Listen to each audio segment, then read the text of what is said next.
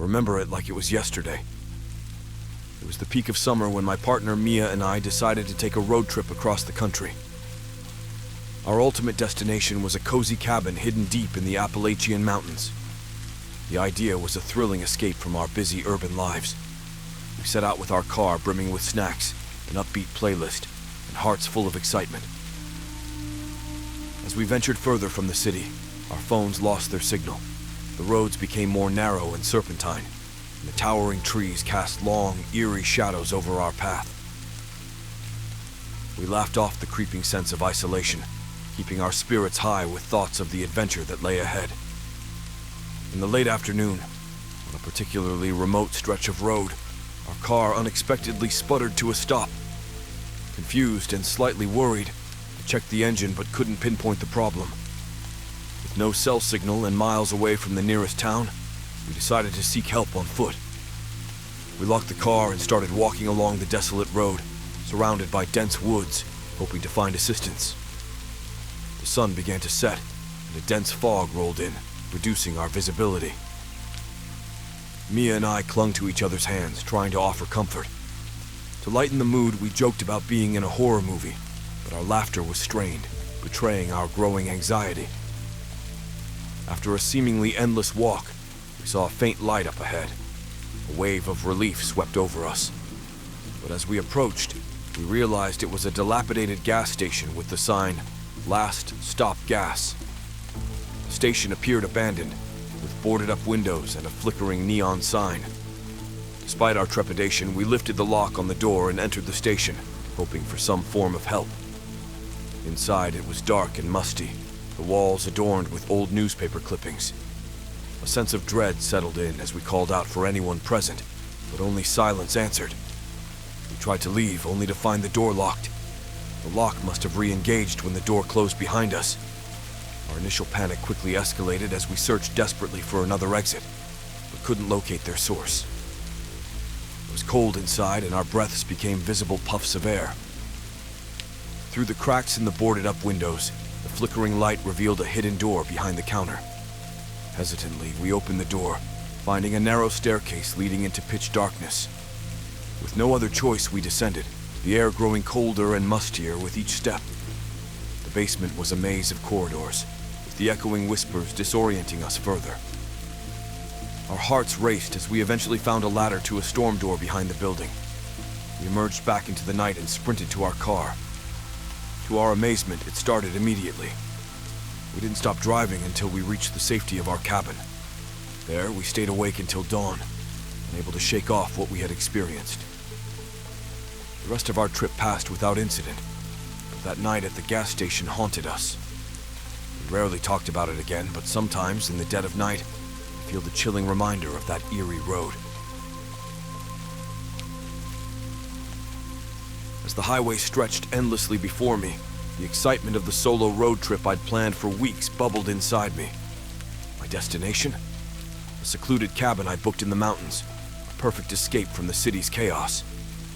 With my favorite playlist blasting, I set off just before dawn, eager to watch the sunrise from the road. The first few hours were a blur of scenic landscapes and sleepy towns, but as the sun climbed higher, a sense of unease crept in. The radio signal began to crackle, distorting my music into an eerie static. I fiddled with the dial, but the static persisted, growing louder, almost like whispers. Shaking off the feeling, I decided to focus on the road. By midday, the terrain changed drastically. The once lush fields gave way to barren lands, and the road became more isolated. I hadn't seen another car for miles. That's when I noticed the rearview mirror reflecting something odd. A car, distant yet distinct, shadowing me. It wasn't there a minute ago, or was it? Couldn't remember. Trying to stay rational, I told myself it was just another traveler. But as the hours passed, the car remained a constant presence. It never got any closer, nor did it fall behind. Just there, in the edge of my vision. My heart raced. Who were they? What did they want?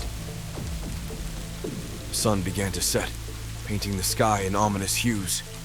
My destination was still hours away, and the road ahead seemed to twist into darker territory. The car behind me felt like a predator, stalking its prey. I decided to test my theory. I sped up. The car matched my speed. I slowed down. So did the car. Panic set in. I grabbed my phone to call for help, but there was no signal. The isolation of the road, once a thrill, now felt like a trap. I remembered a small town I'd passed a while back. Turning the car around seemed risky. Staying on this path felt even more dangerous. As I made the U-turn, the car passed me and then did the same. My heart pounded in my chest. I floored the accelerator, pushing my car to its limits. The road back to the town was a blur of fear and adrenaline. I finally saw the lights of the town, a beacon of safety. Glancing in the mirror, I realized the car was no longer there. Was it just some traveler with a similar route? Relief washed over me, but the unease lingered. I reached the town and pulled into a diner. A few locals there listened to my story with a mix of concern and skepticism. I decided to stay the night in the town, too shaken to continue. The next morning, under the bright, comforting light of day, I abandoned my trip to the cabin and headed home, vowing never to travel that road again. The memory of the endless highway and the mysterious car haunted me, a chilling reminder of the dangers lurking on solitary roads. It was supposed to be a simple weekend getaway with my friends, exploring the countryside in my old, trusty van. We had heard about a scenic route through the forest, said to be breathtaking at sunset. Eager for adventure, we set off, laughing and joking, unaware of the chilling experience that awaited us. As we ventured deeper into the forest, the dense canopy of trees swallowed the daylight, casting eerie shadows across the road. Our jovial chatter gradually faded, replaced by an unsettling silence. The GPS had lost signal, and the forest seemed to stretch endlessly, a labyrinth of twisted trees and narrow paths. That's when we saw the first sign, crudely painted and nailed to a tree. Turn back. We chuckled nervously, dismissing it as a prank. But then came another sign and another, each more ominous than the last. Not much further. Almost there. You're close. Signs appearing at every turn seemed to be leading us somewhere. Unease turned to fear. We decided to turn back. But the path we had come from was no longer recognizable. The forest had changed. The road twisted in ways we didn't remember, leading us deeper into the unknown. The van's headlights flickered, struggling against the encroaching darkness. Then, in the distance, we saw it. A faint light, like a beacon. Driven by a mix of desperation and curiosity, we followed it. As we approached, the light revealed an old, decrepit mansion, its windows dark and foreboding. The signs had led us here. We argued about what to do next. Some wanted to explore, hoping for a clue to find our way back. Others wanted to leave immediately. But before we could decide, the vans began overheating, leaving us waiting in the chilling silence of the forest. With nothing else to do, we hesitantly approached the mansion.